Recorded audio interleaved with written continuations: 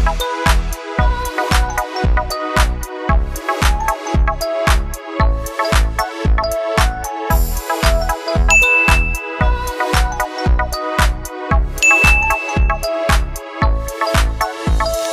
kasi akong nakitang mga scale sa ating mga cactus. Hello everyone, ito po si Charching ng Succulent Davao and welcome sa ating YouTube channel. And for today's video, so ito guys, yung ginagawa ko ngayon, check ako ng ating mga halaman and then nagtatanggal ako ng tumubong rhizal sa ating cactus. So kanina po ay habang nag-aayos ako sa ating mga halaman, meron akong nakitang isang lang naman, cactus na meron pong scale. So, ang ginawa ko, ayan, i-check na natin lahat yung mga cactus natin guys. Kasi, pag hindi natin naagapan yan, kakalat po yan sa iba pa nating cactus. So, heto guys, at ayan, silip-silip ko sila sa ibaba and then sa top kasi dyan po nagsisimula yung mga scale. So, ayan guys, at kanina naglagay na po ako ng alcohol, nag-spray po ako ng alcohol. Kung hindi siya matanggal or madala sa alcohol ay i-ano ko na po ito.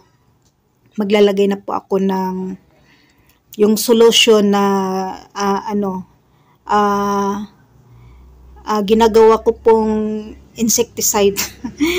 Ano ko yun, yung homemade na insecticide ko po sa ating mga halaman kasi hindi po ako gumagamit talaga ng mga yung mga insecticide na harmful sa kasi allergy tayo doon guys. So gumagawa lang po ako ng homemade na pang laban dito sa mga insekto, mga scale sa ating mga cactus. At din doon din po sa ating mga succulents. So yan po guys, at kailangan i-check natin yung ating cactus. Pag meron pa akong time, naglalaan po talaga ako ng kahit lang 30 or 1 hour na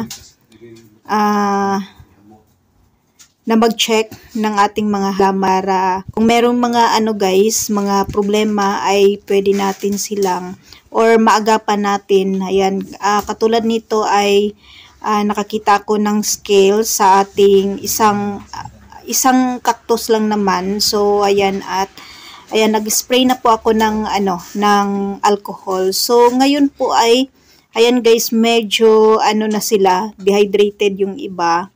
And then, siguro mamaya ay mag-water pa ako dito sa ating mga cactus. So, ito guys, medyo dehydrated.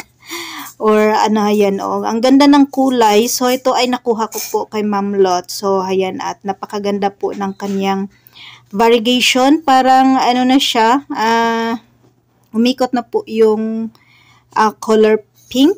Ayan guys, napakaganda at siguro na to, pa-perfect na po yung ating cactus. So, ayan, at okay naman po yung ating cactus. Bibigyan ko lang po siya ng water mamaya. So, heto din guys ay, ayan ang ganda kasi ayan paikot na yung papalabas na pink. So, ayan, at napakaganda po. Parang siya, black pink. Ayan. Gusto ko yung black pink na cactus. So, ayan, meron pa din tayong sa pang black pink. So, ayan guys. Ayan, at meron na siyang baby. So, ayan, sinisilip-silip ko talaga yun sa, sa ibaba po. Kasi, baka meron pong mga scales na sa baba. Ayan, di maiwasan, talaga, lapitin po talaga sila ng scales. So, ayan, at medyo na yung halaman natin guys, yung mga cactus natin ay medyo stress.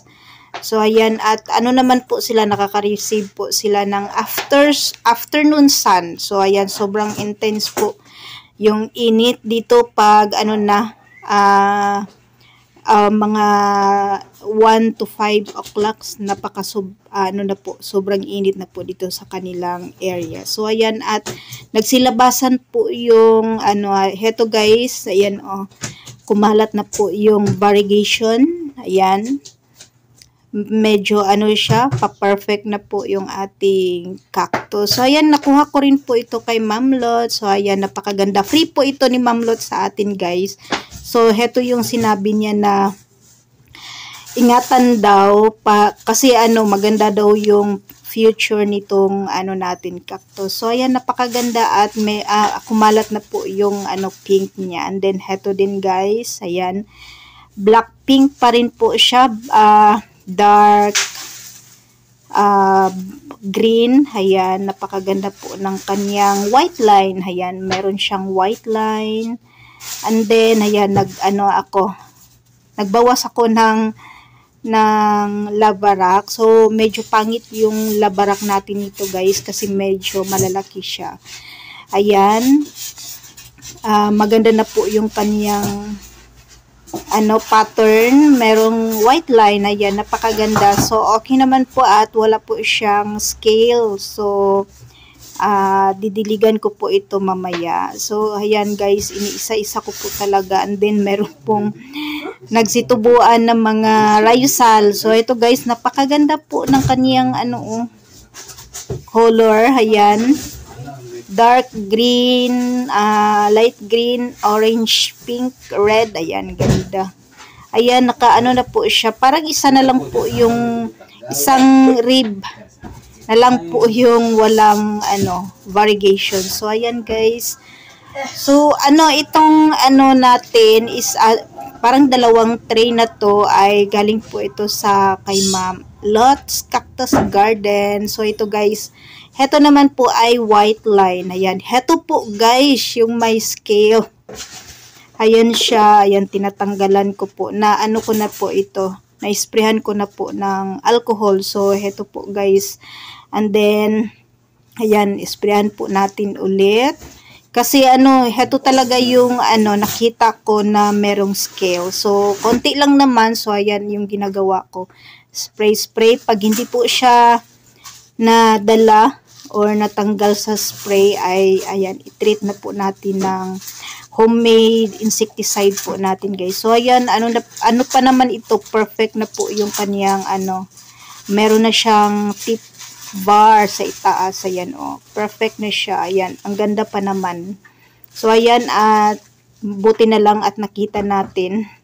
So ayan, yung mga niya, mga katabi niya ay i-check natin para ayan, meron din heto din, nakita ko. Ayan, meron din siyang scale. Ayan, pero parang na siya guys, patay na siya. So ayan, i-sprayhan ko yan mamaya. And then magdilig. Ayan, tinatanggal ko na po yung scale. Pero parang patay na po siya guys. Ayan, yan po yung ginagawa ko para maagapan po natin yung ating mga cactus. Hindi po maiwasan talaga guys.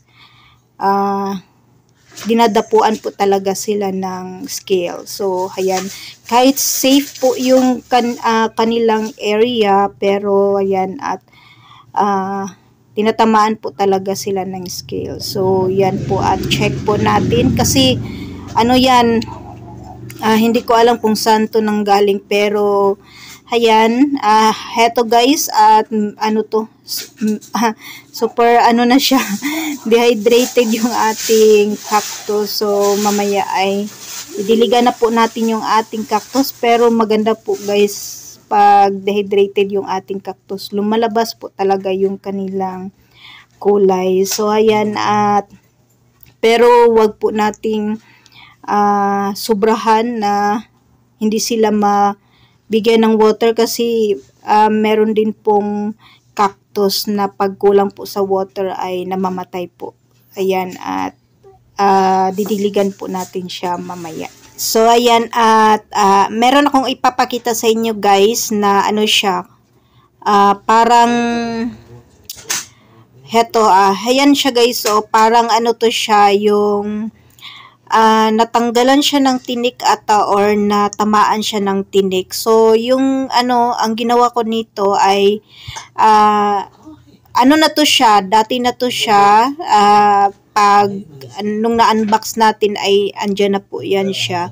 Pero ang ginawa ko lang guys, hindi ko siya binasa. Hindi ko po binabasa yung cactus pag nagdilig ako, yung soil lang po ang binabasa ko. So okay naman po siya, hindi naman po siya hindi siya fungus, dry naman po yung parang sugat lang po siya guys.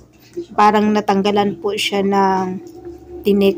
So ito guys yung nagustuhan ko, ito yung namain ko kay Ma'am Lot na gustong gusto niya po yung kulay. So masaya ako dito kasi ayan at tayo po ang nakakuha nito. So ayan, angat ko po siya guys kung meron na po siyang roots. Ayan, meron na po akong nakitang roots. So ayan siya guys at stable na po yung ating cactus. Ayan, at ang ganda po ng kaniyang line, white line. So ayan, nakapalibot. And then hindi ko sure kung ano po siyang variety, pero ayan, napakaganda po niya guys. Black pink ata to. So ayan, at ang gusto kasi sa mga cactus yung may white line. So yan guys, at meron na po siyang roots. And then